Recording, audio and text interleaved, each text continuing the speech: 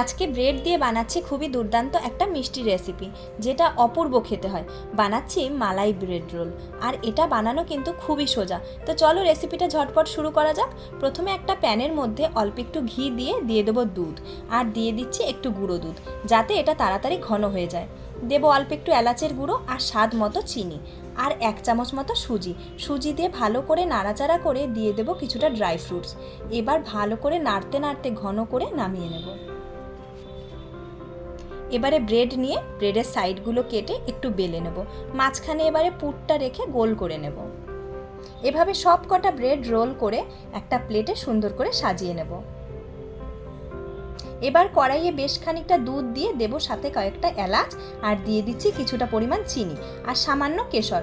এবার ভালো করে ফুটিয়ে নিয়ে এই দুধটাকে এবার দিয়ে দেবো সাজানো ব্রেড রোলগুলোর ওপরে, আর সাজানোর জন্য ওপর থেকে কুচানো ড্রাই ফ্রুটস দিয়ে দিচ্ছি। এবার এটাকে কিছুক্ষণ ফ্রিজে রেখে দিলেই খেতে অপূর্ব লাগে। ব্যাস তৈরি আমাদের টেস্টি মালাই ব্রেড রোল। রেসিপিটা কেমন লাগলো অবশ্যই কমেন্টে জানিও।